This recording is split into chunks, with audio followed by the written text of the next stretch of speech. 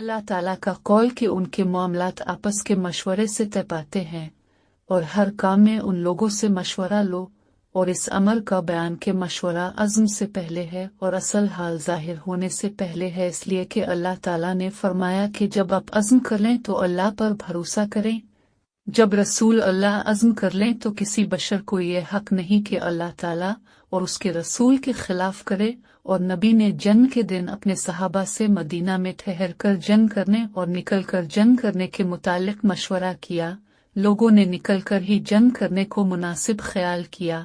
जब अपने अपनी ज़रा पहन ली और इरादा कर लिया तो लोगों ने कहा कि मदीना में ठहरना ही मुनासिब है, लेकिन अपने अज़्म कर लेने के बाद उनकी तरफ तवज्जो न की और फरमाया कि किसी नबी के लिए मुनासिब नहीं कि वो ज़रा पहनकर उतार दे जब तक कि अल्लाह ताला हुक्म न दे। और अपने अली और उसामा से आयशा पर तोहमत लगाए अजमी के सिलसिला में मशवरा किया और उनकी बातें अपने सुने, यहाँ तक कि कुरान नाजिल हुआ तो अपने तोहमत लगाने वालों को कूड़े लगवाए और उनके इख्तिलाफ की तरफ मुतवज्जे न हुए, बल्कि वही फैसला किया जिसका अल्लाह ने आपको हुक्म दिया।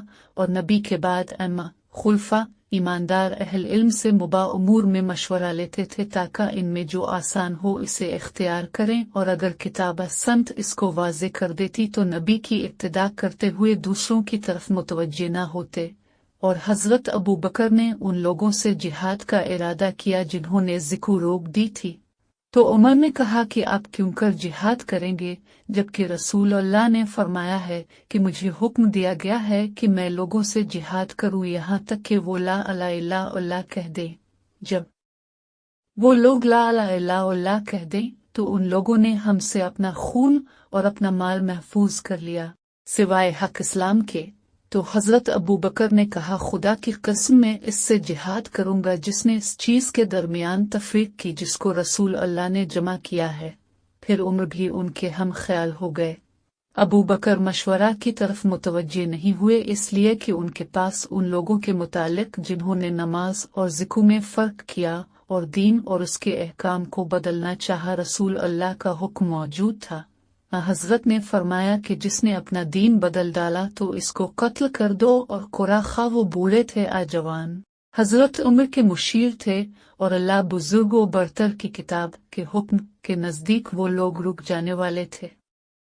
हज़रत आयशा से रवायत करते हैं, जब बोहतान बांधने वालों ने उनके मुतालिक कहा तो हज़रत आयशा का बयान है कि रसूल अल्लाह ने अली बिन अबी तालिब और उसामा बिन ज़ैद को बिला भेजा, जबकि वही उतरने में देर हुई ताकि इन दोनों से पूछें।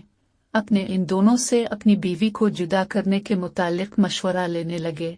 हज़रत उसामा ने तो जिस बना पर वो जानते थे उनकी बीवी की पाक दामनी का मशवरा दिया, लेकिन हज़रत अली ने कहा कि अल्लाह ने आप पर तंगी नहीं की, उनके अलावा बहुत सी औरतें हैं, आप लौंडी से दरियाफ्त कर लें, वो आपसे सच सच बयान कर देगी। आपने फरमाया, किया तो ने कोई ऐसी बात देखी जो तुझे शुबा में डाले? उसने कहा कि मैंने इससे ज्यादा नहीं देखा, वो कमसिन है, अपने घर का आटा गूंद कर सो जाती हैं, बिखरी आकर खा जाती है।